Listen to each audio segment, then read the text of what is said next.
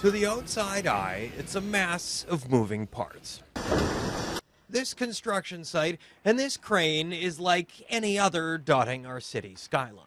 Trained workers each doing their part from the ground up. We work in an industry that has lots of inherent dangers. Last Saturday, Kyle McIntyre was rigging on the ground, working with his crane operator overhead at 610 Harold Street. With every precaution in place, Kyle remembers seeing the load of materials above him. I remember looking up at it to make sure everything was secure, and I'm pretty sure I told them to do a full send.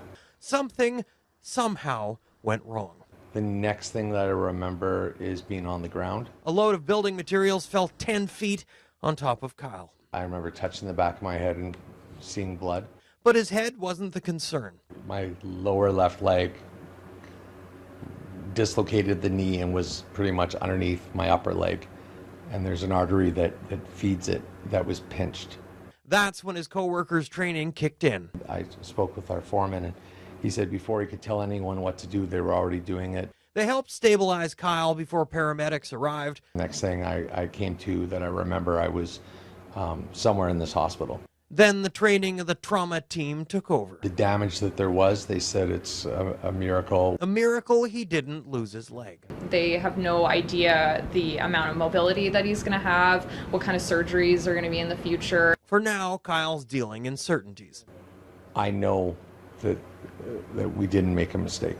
WorkSafe BC is conducting an investigation. Kyle's employer, Banyan Construction, tells Czech News it appears to have been caused by a faulty factory assembly of an engineered system provided by a supplier. When there's a mistake with a crane, everybody knows. Like I always said, the whole island knows. The Vancouver Island Construction Association is watching closely. We're eager to look at what happened on this site, and when there are lessons learned, we will certainly take that to heart and ensure our industry embraces them. As for what Kyle's embracing, I'm more grateful that I get to go home and read a story to my daughter, to listen to my 15-year-old talk about school or complain about a boy or whatever, and that I get to hold my wife's hand. the kind of support you can count on, and some support he didn't expect. A friend of mine set up a GoFundMe without me even knowing. More than $17,000 has been raised, much of it from strangers. For anyone who has given to it, I just want to say thank you. A little help before he's back on his feet.